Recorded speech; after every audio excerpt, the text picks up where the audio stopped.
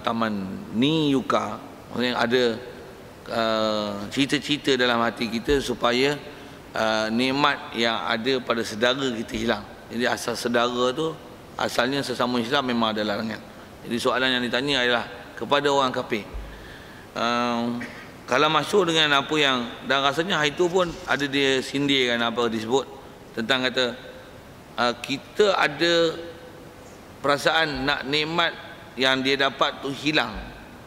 Kalau ikut kalau kita dah istilahnya ada nasihat tu tadi, maksudnya kita dah, kalau di sebuah orang kafir tu kita dah cerita Islam kat dia, dah bagi pengetahuan Islam tu kat dia, cerita bab ketuhanan, cerita bab Rasul, suruh dia masuk Islam.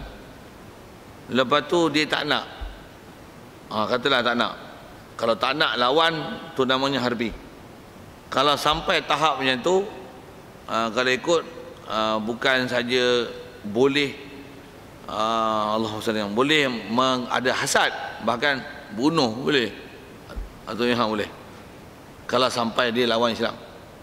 Tapi dengan kaedahnya apa yang kita dah cerita Islam kata.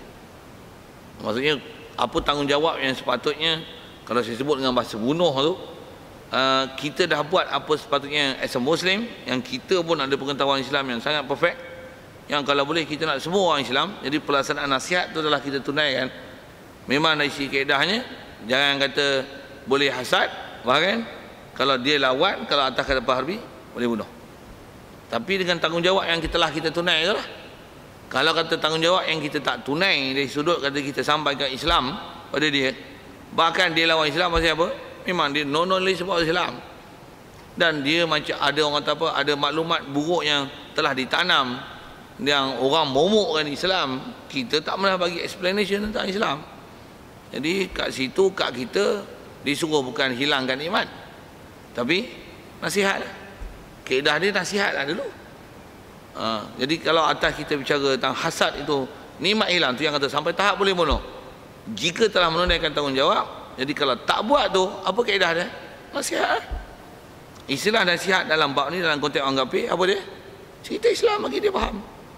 Kalau yang harbi, supaya dia tak harbi. Kalau atas sama ada sebutlah apa-apa konsep tentang human right, apa tak right, katalah itu supaya dia tak perang gitu. Nah, di atas dia tak perang tu, katalah dia punya ni, cari akal macam mana supaya dia boleh faham bab ketuhanan yang sepatutnya. Dengan itu dia mengiktirafkan ketuhanan Allah Ta'ala, dan dia menafikan ketuhanan selain pada Allah Ta'ala.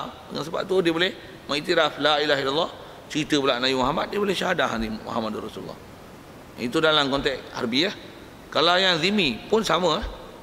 Maksudnya tunaikan tanggungjawab lu, ada nasihat sepatutnya. Jadi kaedah dia bukan terus pada hasad maksudnya.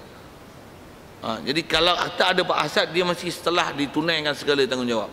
Yang tu pun rasanya sekali lalu kita, kalau ikut kita ada bicara itu, yang dia sebut dan kata kalau adalah memang nikmat tu disalah guna, kaedah ni nasihat dulu. Kalau dah dinasihat dah tetap salah guna, barulah ada boleh nak hasad pasal nikmat tu salah guna. Hatta boleh kalau dia ada pangkat, ada kedudukan, biar dia dibuang pangkat, jatuhkan dia, kita naik. Kalau sampai tahap bila telah kita tunaikan nasihat, dia berdegil dan tak mau laksana. Tapi memang kaedah besar dia nasihatlah, iradatul khair, bagi mansuh lah.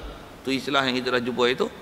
Maksudnya sebelum pada tahap hasad tu, tanggungjawab besar adalah nasihat. Pasal tu last pun yang kita bicara sebelum nak masuk tentang ajalah apa tadi, disebut tentang kata kaedahnya ialah nasihat dulu. Jadi maksudnya atas kata boleh tak boleh itu, kalau dengan nak rumuskan apa yang bagi penjelasan tadi, kalau dah kita tunaikan tanggungjawab kepada orang kafir, nikmat yang ada pada dia harus dihasadkan. Jawapannya gitulah.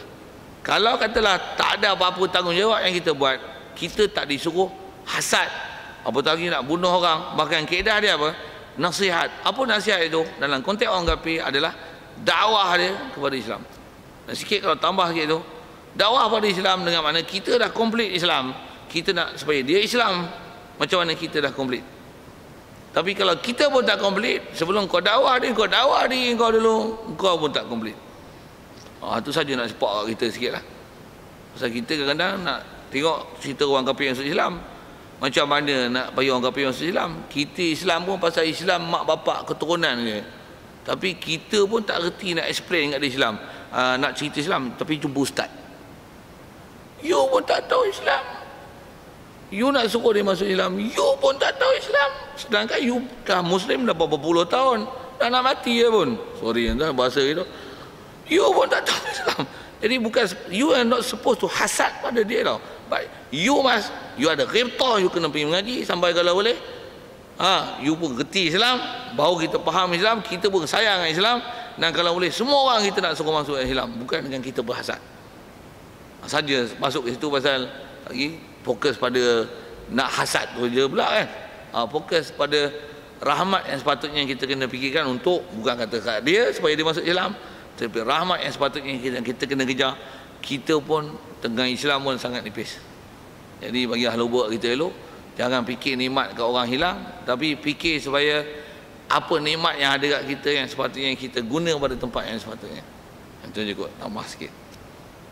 Ada lain? Wallahu a'lam. A'udzubillahi minasyaitonir rajim. Bismillahirrahmanirrahim. Allahumma nawwir qulubana bi nur hidayatika, kama nawwartal arda bi nur syamsika abadan abada bi rahmatika ya arhamar rahimin, warzuqna fahman nabiyyin wa hifdzal mursalin wa ilhamal malaikatil muqarrabin wa sallim tasliman ala jami'il anbiya'i wal mursalin walhamdulillah. Assalamualaikum warahmatullahi wabarakatuh.